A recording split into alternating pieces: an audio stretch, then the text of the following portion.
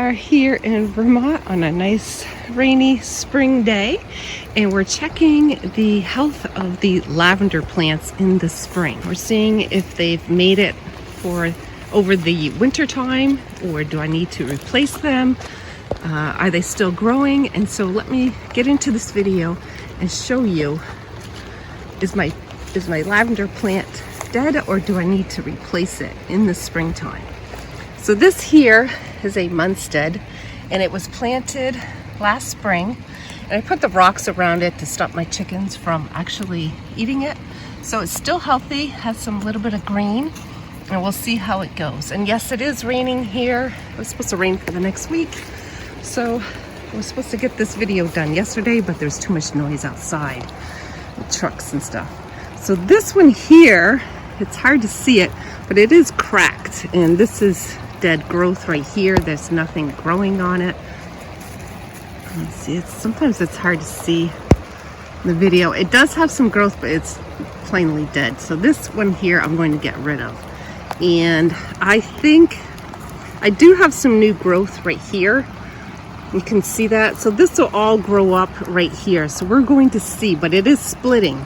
So what I could do is I could cut this, and I could do some cuttings. And that's how I can multiply this plant here.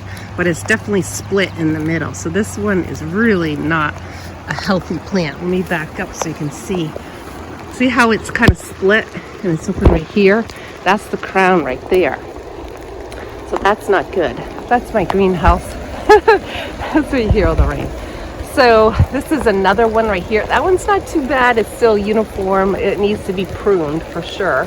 That one's not too bad, but definitely this one here needs to be replaced. So we'll come over here, and these are all Munstead variety.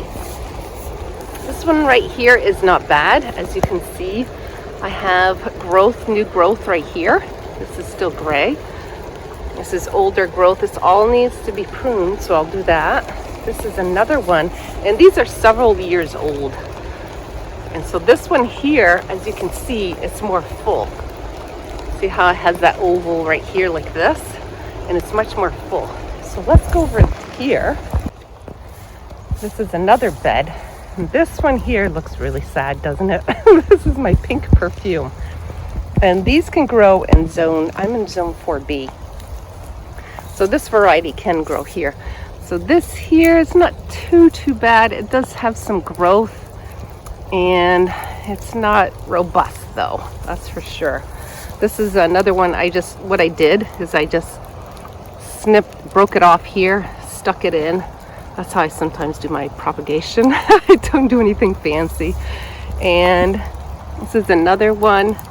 It's doing okay. So this is a little bit of a later blooming variety.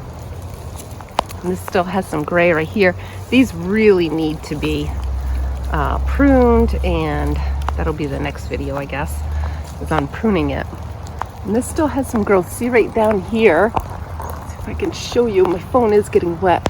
See right here, this little bitty, right there, that little bitty growth right there.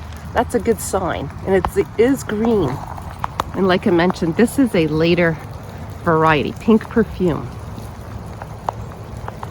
And let's see, let's keep on moving here. This is all looks dead, doesn't it? Leave a comment in below if you think this lavender plant is alive, or will they die?